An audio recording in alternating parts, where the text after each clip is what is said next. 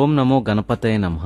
చిత్తూరు జిల్లా కాణిపాకం తర్వాత అంతే ప్రసిద్ధి కలిగిన వినాయకుని దేవాలయం అనకాపల్లి జిల్లా మనచోడవరంలోనే ఉందని మీలో ఎంతమందికి తెలుసు? కాణిపాకం తర్వాత అంతటి ప్రసిద్ధి కావడానికి గల చరిత్ర మీకు తెలుసా? మీకు కాని తెలియకపోతే రండి, మీకు స్వామివారి యొక్క చరిత్రను వివరంగా చెప్తాను. చరిత్ర ఏంటంటే, సుమారు 200 సంవత్సరాల క్రితం గోవులను కాస్తున్న గొల్లలు స్వామివారిని శిలారూపంలో కనుక్కున్నారు. ఈ యొక్క విషయాన్ని గ్రామస్తులందరికీ తెలియపరచగా ఆ రాతి యొక్క శిలారూపం శ్రీ విఘ్నేశ్వర స్వామివారి రూపంగా గ్రహించారు. ఆ తరువాత మన చోడవరంలోనే ఉన్న మరి యొక్క అతి పురాతన శివాలయంలో ప్రతిష్ఠించడానికి ప్రయత్నించగా స్వామివారి తొండం కోసం ఎంత దూరం తవ్వినా ఎక్కడా కనిపించలేదు. అలా తవ్వుతూ చివరగా తవ్వడాన్ని నిలిపివేసిన ప్రాంతాన్ని ఏనుగుబోదే అని పిలిచేవారు. ప్రస్తుతం ఆ ఏనుగుబోదే ప్రాంతాన్ని పాత చెరువుగా పిలువబడుతుంది. ప్రస్తుతానికి స్వామివారి తొండం భాగం ఇంకా భూమిలోనే ఉందని భక్తుల నమ్మకం. ఈ ఆలయంలో సంతోషిమాత మందిరం కూడా కలదు. ఈ దేవాలయంలో సాయంత్ర సమయంలో